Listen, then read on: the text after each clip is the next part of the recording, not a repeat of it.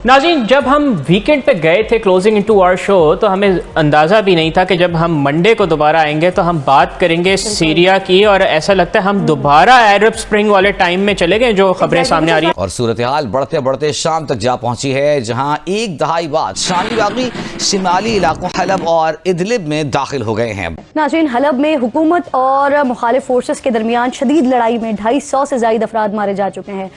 इन खूनी झड़पों के बाद शाम का दूसरा सबसे बड़ा शहर हल्ब सदर बशार अल असद की फौज के हाथों से 8 साल बाद निकल गया है, जिसका एतराफ शामी फौज ने भी कर लिया है। आपको बता रहा हूं दोस्तों कि शाम में जो कुछ हो रहा है, इसराइल तो इसका जिम्मेदार होगा ही सही, अमेरिका तो होगा ही सही, लेकिन इसका जिम्मेदार तुर्की है। बहुत अफसोस हुआ कि इस मुल्क ने इसराइल के अंदर एक गोली नहीं चलाई और शाम के अंदर तुर्की पहुंच गया है सिर्फ और सिर्फ बशर अल असद की गवर्नमेंट को वहां से हटाने के लिए, वहां पर उसका तख्ता उलटने के लिए। आज अगर सोचे तो सही किस तरीके से लोगों ने पॉलिटिकल ओपिनियन को छोड़ के मजहब को उस पर इन्वॉल्व करके एक दूसरे के खून के प्यासे हो चुके हैं। आज आप एक दूसरे के खून के प्यासे हैं। ठेकेदार आप बहुत बड़े हैं, इसका भी ठेका, उसका भी ठेका, उसका भी ठेका, उसका भी ठेका, अपने पले है कुछ नहीं। हम आई डोंट नो किस तरह के लोग हैं, अल्लाह बेहतर जाने। लॉ एंड ऑर्डर की सिचुएशन जो है वो यानी इस तरह की ना हो कि उसमें आप बच्चा भेजें, स्कूल में भेजें कि गया है तो आपको पता नहीं हो कि वो वापस सही तरह से आएगा कि नहीं। Hello friends, welcome to the channel AP Gyan. तो दोस्तों, आइए देखते हैं पाकिस्तानी मीडिया की लेटेस्ट वीडियो। तो फ्रेंड्स, पाकिस्तानी मीडिया से जो खबर निकल के आ रही है कि मिडिल ईस्ट में एक और देश शाम यानी सीरिया में एक बड़ी जंग शुरू हो चुकी है, जिसमें सीरिया के अंदर रेबल ग्रुप ने सीरिया की सरकार बशर अल असद के खिलाफ जंग छेड़ दी है।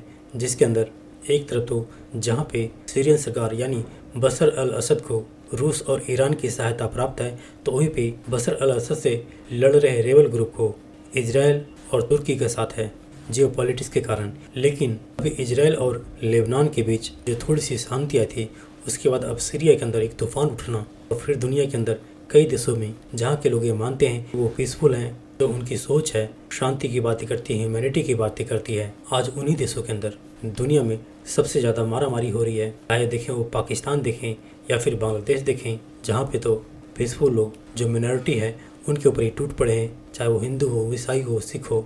और पाकिस्तान जहाँ पे बहुत ही कम माइनॉरिटी बची है, तो वहाँ पे आपस में ही मुसलमानों को मारने में लगा है। तो दोस्तों, आइए देखते हैं पाकिस्तानी मीडिया की इस लेटेस्ट वीडियो को। साथ ही आपसे रिक्वेस्ट है कि प्लीज़ इस चैनल को सब्सक्राइब करके हमें सहयोग दें। Thank you.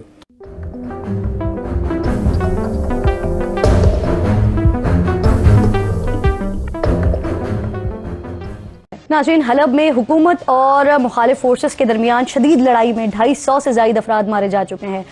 इन खूनी झड़पों के बाद शाम का दूसरा सबसे बड़ा शहर हल्ब सदर बशार अल असद की फौज के हाथों से 8 साल बाद निकल गया है, जिसका एतराफ शामी फौज ने भी कर लिया है।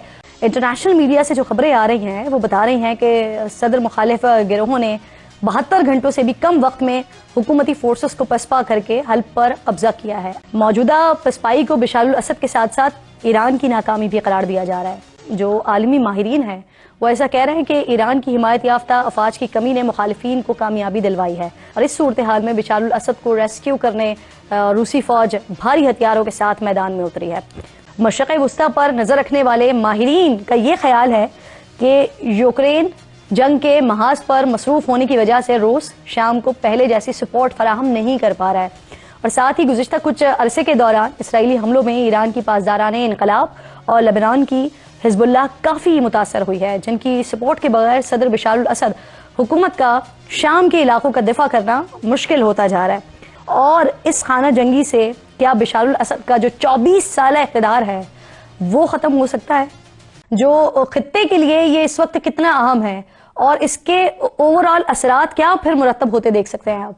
जी देखें, अब जो इसराइल और ईरान के माबैन जो जंग चल रही थी, तो उसका अब एक अनइंटेंडेड कॉन्सिक्वेंस ये हुआ है कि चूंकि हिजबुल्लाह कमज़ोर हो गई है और ईरान के जो रेवोल्यूशनरी गार्ड्स की इंफ्रास्ट्रक्चर है सीरिया के अंदर वो भी कमज़ोर पड़ गया है, तो वो जो सपोर्ट असद रियासत को मिल रही थी, जो सीरिया की रियासत है, अब उसमें जो है जाहिर है वो वैसी नहीं रही।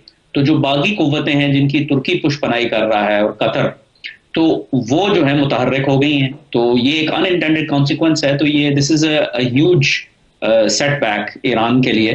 और अब इस वक्त जो है ईरान की और साथ में मैं कहूँगा रूस की भी पोजीशन खासी कमज़ोर है। तो अब इन वजूहात की बिना पर मशरिक़ वस्ता का जो खित्ता है, ख़ास तौर पे जो लवांट है, सीरिया, लेबनान, जो नॉर्दर्न रिम है मिडल ईस्ट का, वो उसके अंदर जो है अब हम एक नई तब्दीली देख रहे हैं। तो खबर यह है कि सूरत हाल अब शाम के अंदर खराब हो चुकी है। मसला जो है वो सारा का सारा शाम में आ गया और कहा यही जा रहा है कि जो इसराइल ने लबनान के साथ जंग बंदी की डील कबूल की थी वो इस शर्त पे की थी कि एक तो तुम्हें पसपाई का सामना है, अब ऐसा करो कि एक और नया फ्रंट खोलते हैं और वो है शाम। आपको बता रहा हूं दोस्तों कि शाम में जो कुछ हो रहा है इसराइल तो इसका जिम्मेदार होगा ही सही, अमेरिका तो होगा ही सही, लेकिन इसका जिम्मेदार तुर्की है। तुर्की ने जिस तरह से शाम के अंदर बागियों को सपोर्ट किया है, असलहे से, इंटेलिजेंस से, बल्कि अपने पर्सनल से एक सपोर्ट किया है, बहुत अफसोस हुआ कि इस मुल्क ने इसराइल के अंदर एक गोली नहीं चलाई और शाम के अंदर तुर्की पहुंच गया है सिर्फ और सिर्फ बशर अल-असद की गवर्नमेंट को वहां से हटाने के लिए, वहां पर उसका तख्ता उलटने के लिए। जो कि मैं आपको बताने जा रहा हूं दोस्तों, इस वक्त हुआ यह है कि कुर्दिश ग्रुप्स जो है they are on their way to Aleppo to help the Syrian Arab army. अब कुर्द जो है, खास तौर पे जो इराकी कुर्द हैं, वो इसका हिस्सा बनने जा रहे हैं। जो इराक की मिलिशियाज है ना, वो अब चूंकि इससे पहले भी वो लड़ते रहे दाइश के खिलाफ, जो शाम में दाइश थी और जो अलकायदा का एक फ्रंट मौजूद था, वहां से इराकी कुर्दिश पहले से आके लड़ा करते थे। अब सूरत हाल यहां पर आन पहुंची है दोस्तों। Russia accuses Turkey of violating agreements and says that the Syrian government has the right to use any means necessary to secure Aleppo, यानी अलेप्पो जिसको हलब कहते हैं, उस पर कब्जे की जंग है और रूस इसमें कूद पड़ा है। अच्छा, यहां पे कहा गया है कि Turkey has violated Astana and Sochi agreement. देखिए, दो एग्रीमेंट्स थे, ये अस्ताना एक एग्रीमेंट है और सोची एक एग्रीमेंट है। इस एग्रीमेंट की डिटेल में आगे चल के आपको बताऊंगा। ये जो है ना, बेसिकली इस एग्रीमेंट की खिलाफ वर्जी की है टर्की ने। तो दोस्तों, ये दो एग्रीमेंट थे जिनको तुर्की ने जिनकी खिलाफ वर्जी की है और इस पर रूस ने कहा है कि Syrian government has the full right to restore security in Aleppo by any means necessary। इसका मतलब जानते हैं आप कि शाम की हुकूमत को हम सपोर्ट कर रहे हैं और शाम की हुकूमत अगर तुर्की को पछाड़ने के लिए अपनी पूरी ताकत भी लगाती है तो उसको हक है। रूस नहीं चाहता कि वो किसी ऐसे मुल्क के हाथ लग जाए जहां पे उसके मफादात को नुकसान पहुंचे। और यहां प्रॉब्लम क्या है मुझे सबसे बड़ी दोस्तों, मैं ये नहीं कह रहा कि टर्की ने हाथ मिला लिया इसराइल से, लेकिन जिस गिरोह को इसराइल सपोर्ट कर रहा है बशर अल-असद के खिलाफ, उसी गिरोह को तुर्की भी सपोर्ट कर रहा है। या नाज़रीन को ये भी बताना ज़रूरी है कि ये जो सिविल वॉर हुई थी सीरिया में 2011 में, इसमें 500,000 से ज़्यादा लोग शहीद हुए थे और ब्रूटल गवर्नमेंट क्रैकडाउन की वजह से इन सारी प्रो डेमोक्रेसी प्रोटेस्ट पे जो किया गया था। और ये भी बताना ज़रूरी है कि 2020 के बाद अब ये पहली ऐसी इंकर्जन है जिसमें ज़्यादा लेवल पर लोग मारे गए हैं। प्रॉक्सी वॉर एक तरह से दोबारा कंटिन्यू हो गई है।